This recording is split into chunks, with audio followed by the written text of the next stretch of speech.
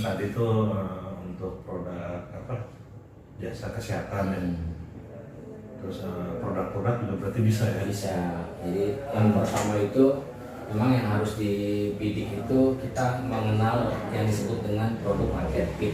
Produk market itu produk apa yang sebetulnya itu bisa diterima oleh market, baik produk dalam bentuk barang ataupun produk dalam bentuk jasa. Misalnya kalau rumah sehat, yang sehat seperti ini kan jasa yang kita utamakan, bagaimana memberikan pelayanan kepada orang yang membutuhkan. Kemudian kalau dari produk, kita tinggal lihat nih kebutuhannya, karena penentuan produk itu bisa disebut market fit itu berdasarkan pertama tren, kedua riset. Jadi kalau ada trennya apa yang sedang ngetren, contoh dulu pernah Bajaka gitu ya. Terus yang kedua riset itu berdasarkan kebutuhan masyarakat tuh apa banyaknya. Nah bisa diambil datanya kan, oh ternyata banyak penderita asam urat, ya berarti yang dibutuhkan herbal-herbal yang bekerja dengan asam urat, atau banyak orang kena stroke, berarti herbal yang bekerja di darah gitu. Nah, itu kan itu bisa disesuaikan. Nah kalau saya sih jujur support aja, karena ada link langsung ke pabrik, jadi mempermudah.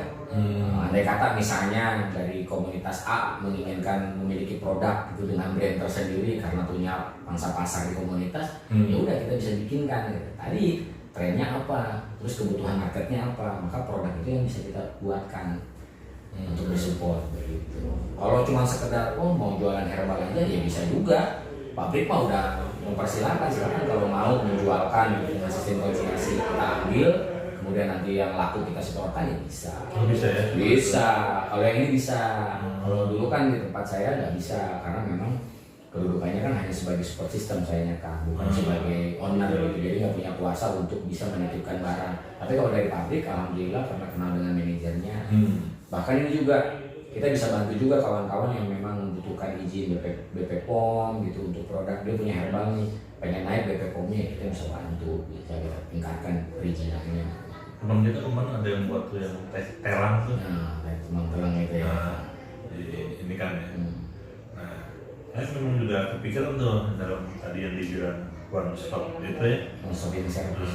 Setelah nanti ada konsep kesehatan seperti itu, ya nanti ada dibuat untuk kafe kan, bisa juga kan? Bisa. Sekarang kan di Jakarta ada ini nih, perampah. Jadi dari produk rempah-rempah. Iya, kemarin ada tuh ya yang masuk di sama Pak Erick Thohir juga kan ada. Cara itu kan kayak acariki yang peracik. Tapi dibuat dalam bentuk kafe. Betul. Sebenarnya sekarang tuh trennya kan masyarakat udah mulai beralih gitu, beralih ke herbal, beralih ke alam. Tinggal kita mengemasnya aja. Maka konsep yang tadi desa wisata atau desa herbal, wisata herbal itu cukup menarik lah. Karena marketnya itu kan jelas. Marketnya itu siapa? Marketnya itu orang-orang yang membutuhkan edukasi gitu tentang herbal. Betul. Jadi kita sebetulnya nggak perlu susah payah gitu. Andai kata kita memiliki link anggaplah jumlah sekolah yang ada di Kabupaten Bogor aja ya, PAUD-nya gitu, dengan jumlah PAUD mencapai sekitar 500-600. Kalau semuanya bisa kita konversi, anggap 10%-nya aja kan 50 PAUD, ya kan dalam 1 minggu ya udah lumayan itu kan, padat banget. Aplikasi tadi itu apa aja nanti kan? Aplikasi itu kita menyesuaikan dengan kebutuhan untuk saat ini. Memang yang akan kita fokuskan aplikasi besok itu di layanan pijat. Kita inginkan di layanan pijat, baik itu pijat bayi ataupun pijat ibu hamil. Menarik. Nah, terus target marketnya nanti kita akan ambil target market yang segmented. Untuk menghindari fitnah maka kita buatkan one gender. Jadi perempuan hanya bisa menerapi perempuan. Kemudian perempuan yang mana yang akan kita terapi? Karena kalau kita lihat nih sekarang kan banyak fenomena hijrah. Nah, orang kalau udah hijrah itu kan mau privasinya terjaga, dia mau dipijat sama orang-orang tertentu, maka kita garap market itu. Jadi kalau kita luaskan marketnya ya berdarah-darah kita kompetisinya dengan pijat jalanan, dengan pijat yang lain, pijat plus segala macam. Tapi kalau spesifik di pijat bayi, spesifik di pijat ibu hamil, sebelum hamil dan sesudah hamil melahirkan, kan akan lebih nyaman di situ. Walaupun nggak banyak tapi jelas. Jadi via aplikasi ya? Betul. Wah keren. Aplikasi. Soalnya mungkin itu yang pertama one gender. One gender itu perempuan hanya bisa untuk perempuan. Berarti nanti saya ikut cabangnya aja ya? Bogor, nanti namanya disebutnya Pak Irfannya jadi PB, partner bisnisnya saya di Bogor. Semua nginduk ke kita. Karena basicnya aplikasi maka tidak akan ada kecurangan Pak. Jadi setiap transaksi itu akan bisa terpantau. Jadi Pak Irfan mau lihat nih hari ini berapa sih mitra saya nih yang ngambil orderan, ya udah tinggal dilihat di spreadsheetnya. Nanti emailnya saya ambil, saya masukkan dalam sebuah form, tinggal saling ngecek. Saya bisa ngecek punya bapak juga bisa ngecek punya saya.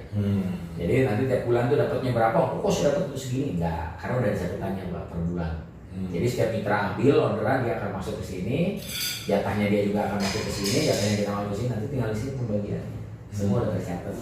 Itu yang kita hindari kan supaya nggak ada keraguan-keraguan, terus nggak ada lagi yang disebut dengan under table transaction lah, nggak ada transaksi di bawah meja gitu kan. Kalau saya banyak mitranya ngambil kok jumlahnya segini. Masuk kita lagi pikirkan kan paling nggak nanti Pak Irfan juga punya learning center, punya tempat belajar, yang mitranya itu kan datang pasti dalam keadaan tidak memiliki keahlian. Nanti kita didik di situ, kita ajarkan, nanti bisa kolaborasi dengan LKP yang ada di Depok lah, pakai LKP yang tempat saya bernaungkan. Namanya LKP? Rumah Sehat Holistik. Rumah Sehat Holistik. Rumah Sehat Holistik. Udah lama lah itu. Gitu Pak.